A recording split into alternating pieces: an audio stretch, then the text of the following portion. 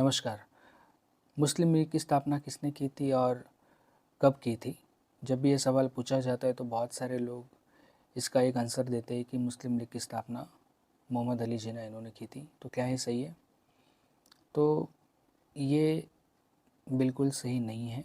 मुस्लिम league की स्थापना के संस्थापक कौन है, इसके बारे में आज मैं आपको बताऊंगा।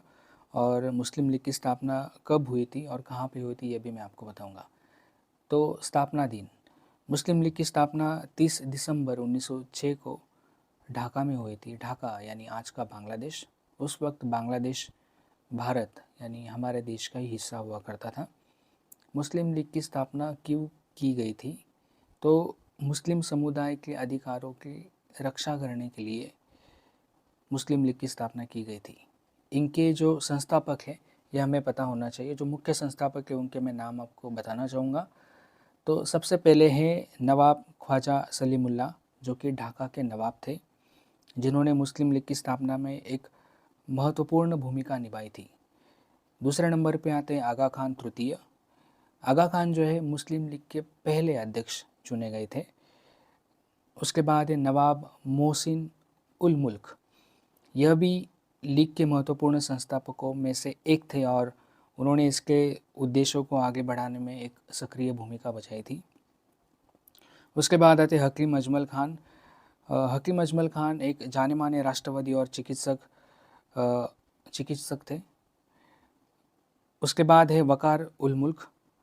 वकार उल मुल्क एक जाने माने नेताओं में से एक थे। तो इन प्रमुख व्यक्तियों के अलावा मुस्लिम लीग की स्थापना में कई अन्य मुस्लिम नेताओं और बुद्धिजीवियों ने भी योगदान दिया था।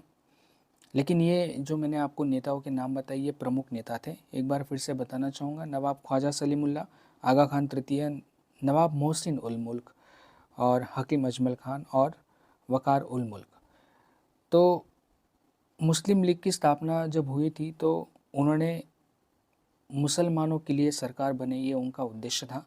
और साथ ही साथ मुसलमानों का जो शैक्षणिक स्तर और सामाजिक स्तर है उसमें सुधार हो, इसलिए मुस्लिम लीग की स्थापना की गई थी। लेकिन आगे जाके मुस्लिम लीग ने पाकिस्तान के मांग को आगे बढ़ाया।